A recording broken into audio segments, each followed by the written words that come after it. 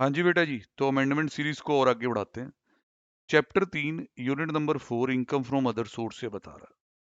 Sir ये बहुत धमाकेदार अमेंडमेंट है, इस पे ऑलमोस्ट गारंटी क्वेश्चन आएगा। ऑलमोस्ट गारंटी वाली बात है कि क्वेश्चन आपका आ जाना है, एमसीक्यू में आए या कैसे भी आए। सर अब थोड़ा सा लाइफ इंश्योरेंस के रिगार्डिंग जब पैसे वापस आने हैं ना, उस पे हुई है अमेंडमेंट जबरदस्त तरीके की। ठीक है, 1010D की बात हो रही है यहाँ पे।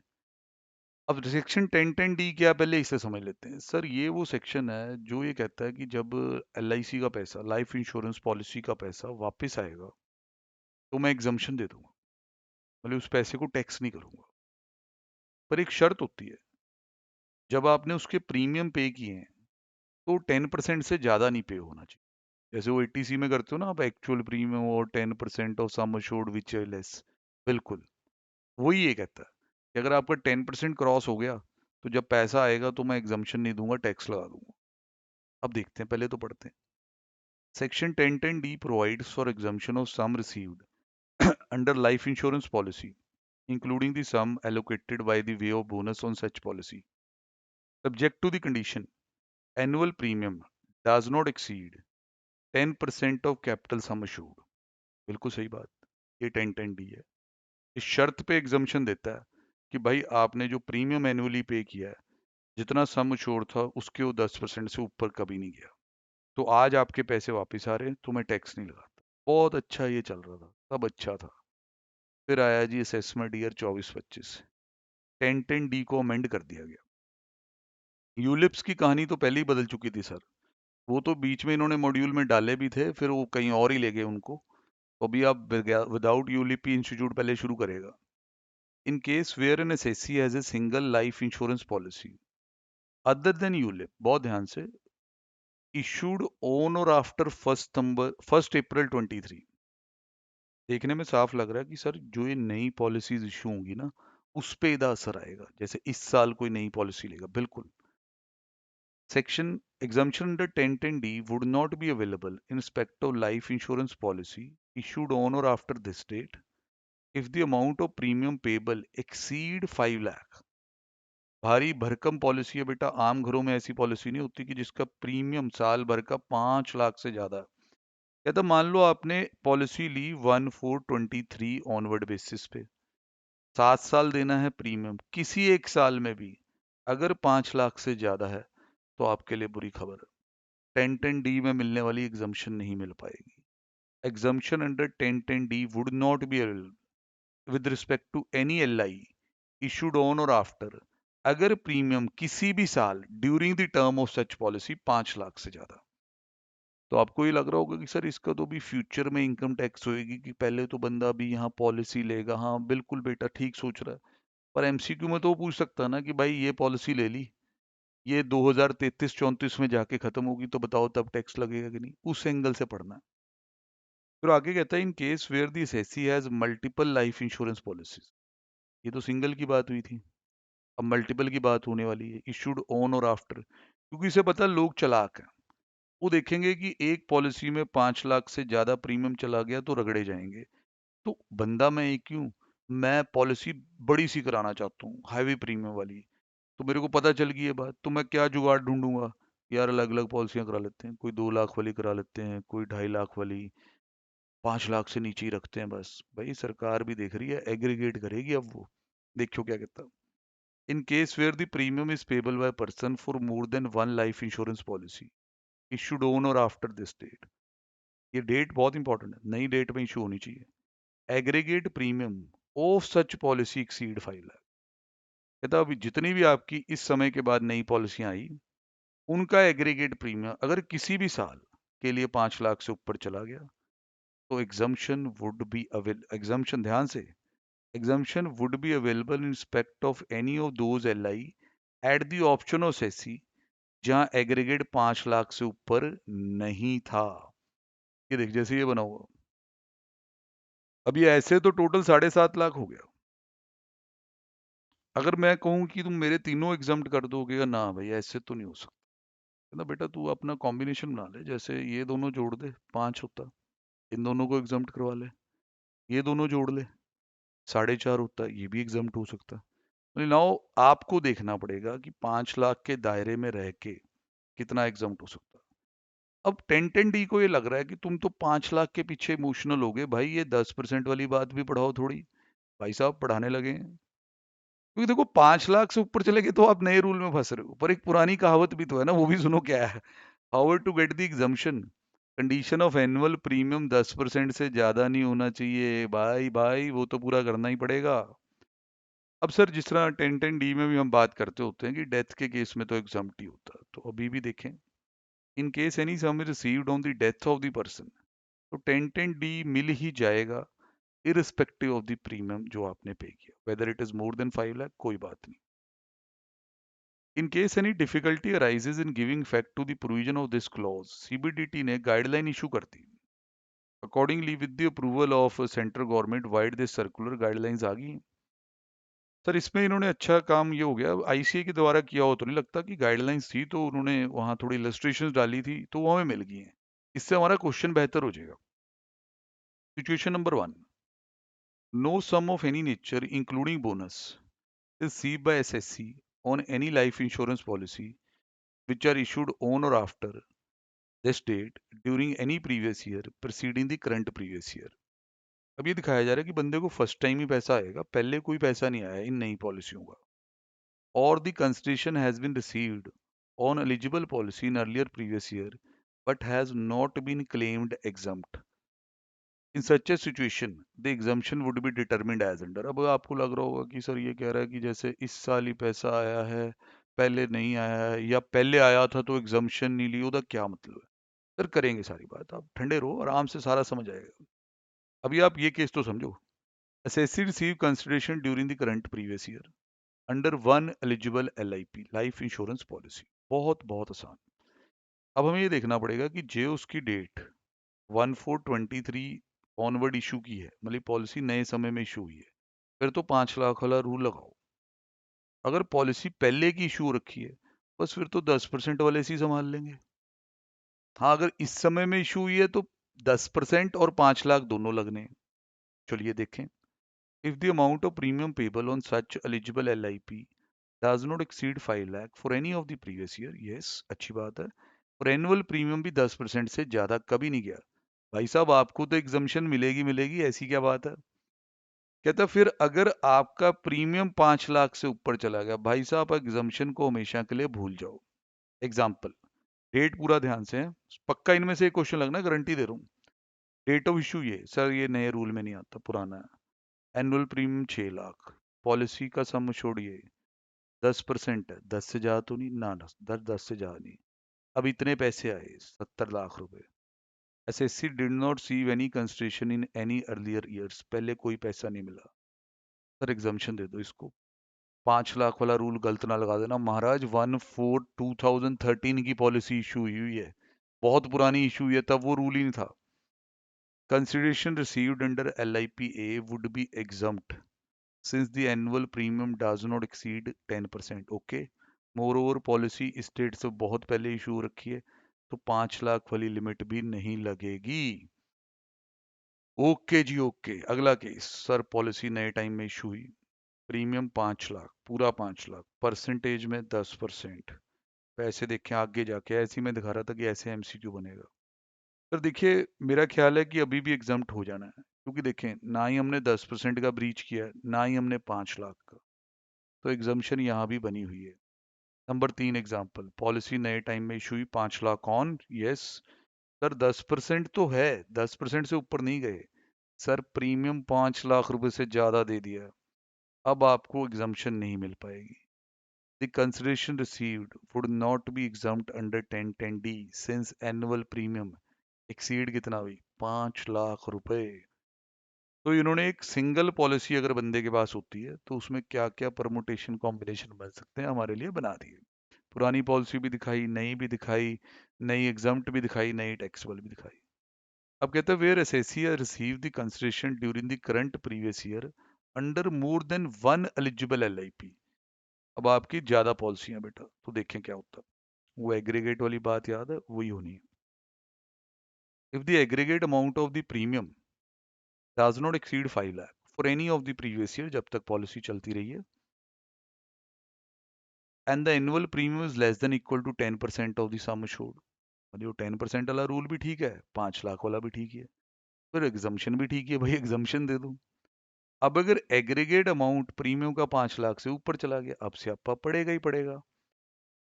अब आप एक पॉलिसी पे 2 दे रहे हैं, दूसरी पॉलिसी पे 1.5 लाख दे रहे हैं, तीसरी पॉलिसी से फिर से 2 लाख दे रहे हैं, तो ये आपको कहेगा यार आप ऐसा कॉम्बिनेशन बना लो, प्रीमियम 1 प्लस प्रीमियम 2 करके देख लो, 5 लाख से ऊपर नहीं जाता, एग्जम्प्ट करा लो।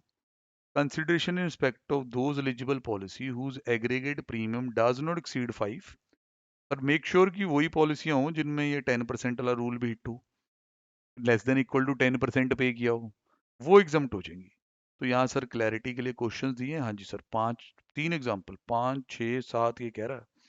एग्जाम्पल नंबर 4 इस चीज का, भाई मस्त है। तो एग्जाम्पल नंबर 4 में तो ये है कि भाई आपका एग्रीगेट प्रीमियम 5 से ऊपर नहीं जाना, तो देखते हैं।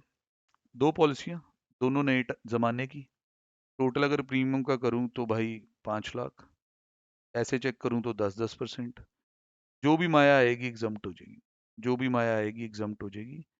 देखिए अच्छे से, aggregate premium does not exceed 5, percentage wise does not exceed 10%, तो जो भी कंसिडरेशन आएगी LIP ए और बी में would be exempt under 1010D, would be exempt. तो एग्जाम्पल 5 और 6 की तरफ हम रवाना होते हैं। 5 में अब क्या हो रहा है कि 4.5 लाख की एक पॉलिसी, एक 5.5 की है, तो फंस गए भाई तुम, तो भाई टोटल बहुत ज्यादा है। अब इसमें 10% है, ये भी 10% है, सर ये वाली एग्जाम्प्ट करवा लो, वो तो होनी नहीं, बाकी आपकी इच्छा। इच्छा क्या है, होना ही ये है। कहता है जी पॉलिसी ए एग्जाम्प्ट हो जाएगी क्योंकि उसमें वो 5 लाख और 10% हिट है, और policy B alone would not be exempt. ठीक है भाई।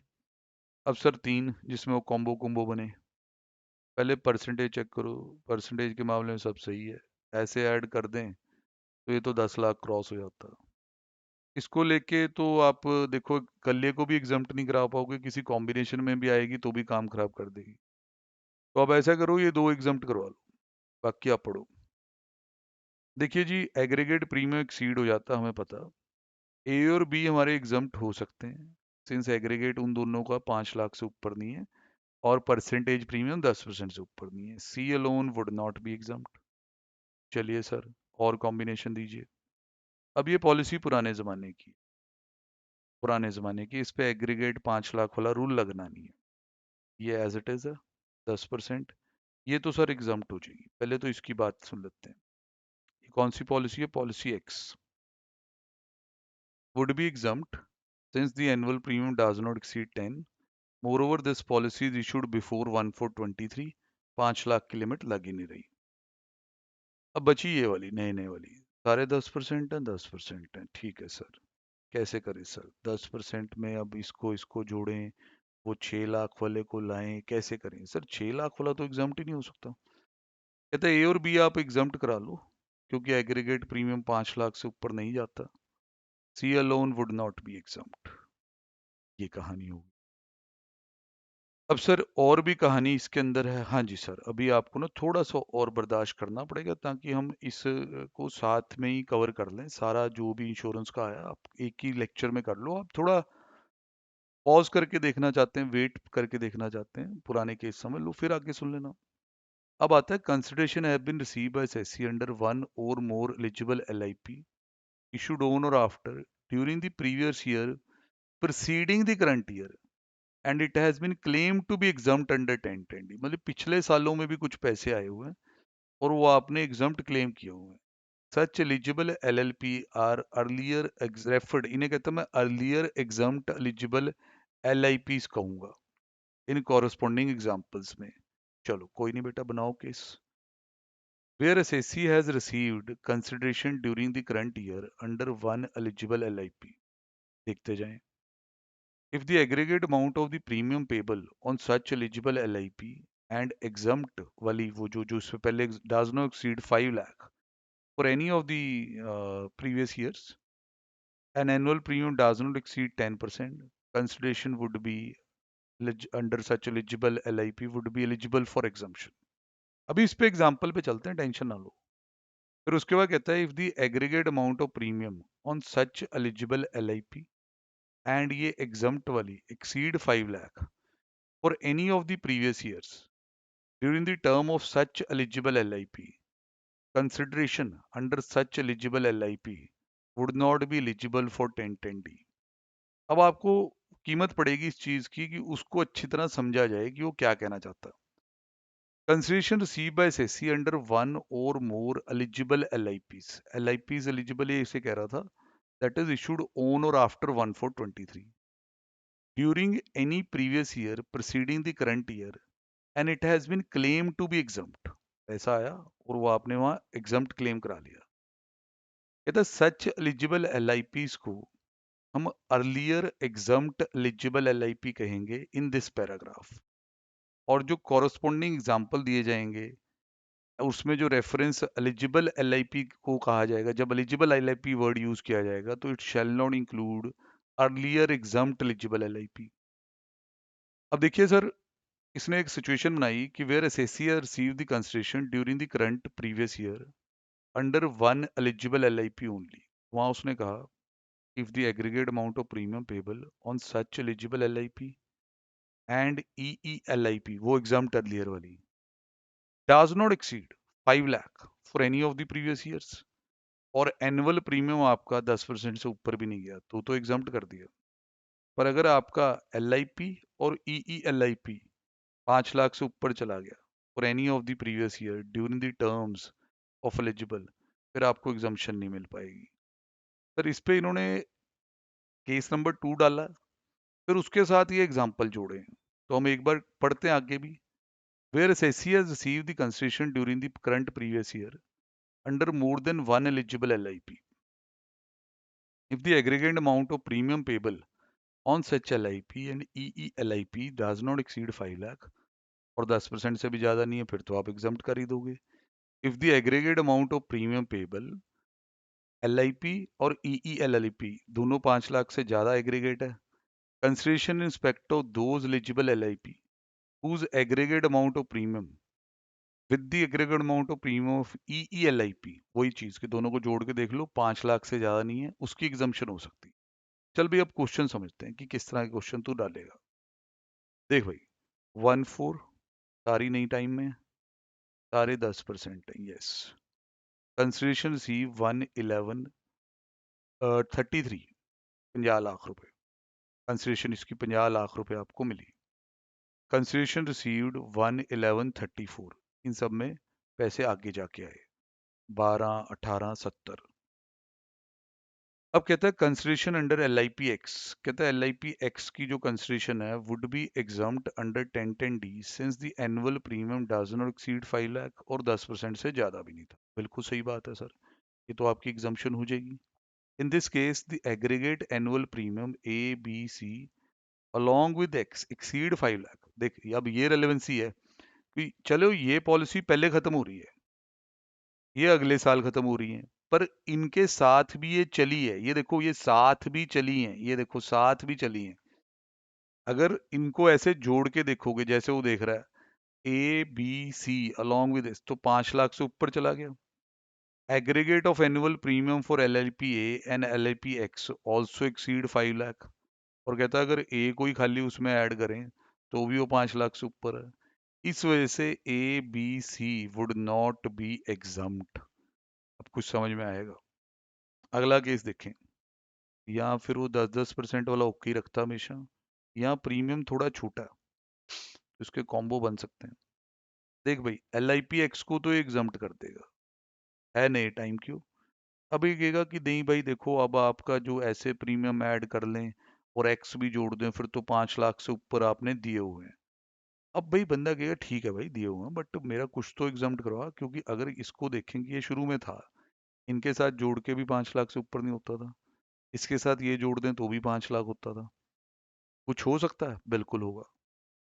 अब कहता है कंसिडरेशन रिसीव्ड अंडर ए और बी, एक कोई कहता है आप एग्जम्प्ट क्लेम कर सकते हो। अब खुद सोचो यार, यहाँ 24 लाख है, यहाँ 38 लाख है, तो कहता है जी अगर if consideration received under a is claim to be exempt as the aggregate premium does not exceed 5 lakh, तो consideration be would not be exempt. कहता है भाई आप ये देखें इस पॉलिसी के साथ इसे जोड़ लो तो भी 5 लाख क्रॉस नहीं हो रहा, इस पॉलिसी के साथ इसे जोड़ लो तो भी क्रॉस नहीं हो रहा।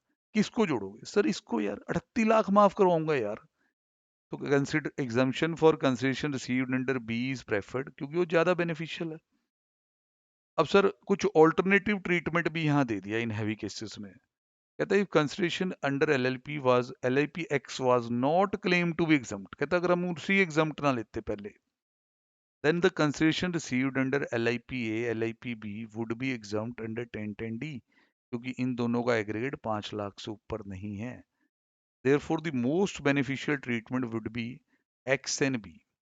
X and B में आप देखो, आपने पैसा अपना ये प्लस ये 38 लाख रुपया माफ करवाया, ऐसे इतना नहीं होना था।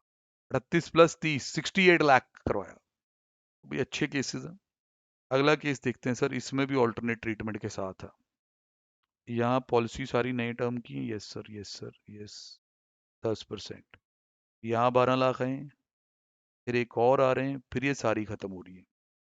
चलिए सर, अब कहता है जी LIP x would be exempt, क्योंकि 5 लाख नहीं गया ऊपर, और हमारा 10% of the capital sum assured वाला रूल भी हो जाता। अब आपकी वाई आती है, कहता है ये भी एग्जम्प्ट करा लो। सर अब ये देख लेना, 2+2 आपने 4। अब कहते हैं जो A B और C आ रहे हैं ये एग्जम्प्ट नहीं हो पाएंगे, क्योंकि एग्रीगेट प्रीमियम इन पॉलिसीज का और एक्स और वाई साथ मिला के तो 5 लाख से बहुत ऊपर है। अब ये दिमाग में एक और शैतानी चीज आएगी, ये कहेगा कि मैंने एक ये एग्जम्प्ट कराया, ये करवाया, कुछ और देखता हूँ। ऐसे तो 36 लाख माफ हुआ, अगर इन दोनों को देखूं तो इतना ज्यादा हो सकता था। कहता है अगर हम एक्स और वाई जब सरेंडर कर रहे हैं, मेच्योरिटी हो रही है, उन्हें एग्जम्प्ट ना लें, ठीक है, then the consideration under A and B would be exempt. It may be noted in that case the consideration P would not be exempt under 1010D। वो अब आप थोड़ा लिख देते ना कि जो ज्यादा बेनिफिशियल है भाई वो करो, दिख तो रहा ही है कि A और B का टोटल ज्यादा है। तो बस यार दिमाग यही लगाना है कि किस तरीके से एग्जाम्पशन ली जाए। अब जैसे सरकार ने रूल बना दिया कि भाई तुम्हारा प्रीमियम 5 लाख से ऊपर चला गया, तुम रगड़े जाओगे, तो क्लैरिफिकेशन आई कि भाई तो प्रीमियम देता बंदा, उसके ऊपर GST भी होता है, तो विद GST देखना है या सिर्फ प्रीमियम देखना है? पढ़ के देखो। It is clarified by CBDT that the premium payable slash aggregate premium issued on or after this would be exclusive of GST। बिना GST के 5 लाख से ऊपर जो है तो खतरा है, विद GST जा रहे हो, विदाउट GST नहीं जा रहे तो कोई खतरा नहीं है। फिर term life insurance policy, term plan पता है कि जिसमें मरने पे ही पैसा मिलता है। हमने क्लास में बहुत बार बात की है कि अगर आप पैसे सर्वाइव करेंगे तो पैसा नहीं मिलेगा। It is further clarified by the CBDT the limit of 5 lakh of premium would not be applicable on term life insurance policy, that is a policy where the insurance policy is only paid to nominee in case of death। वो तो वैसे भी exempt ही हो जाना। No amount is paid to anyone, अगर वो survive कर गया। तो भाई यहाँ फिर लिख के आ गई बात कि shall continue to be exempt irrespective of the premium, चाहे प्रीमियम पेड जड़ा है वो 5 लाख से ऊपर भी हो। ठीक है भाई, इतना आपको ध्यान में रखना होगा। अगले लेक्चर में कोशिश करते हैं ये चीज उठाएं, फिर ये जो बाकी भी चीजें आई हैं वो भी एक बार देखनी तो बनती है। डन।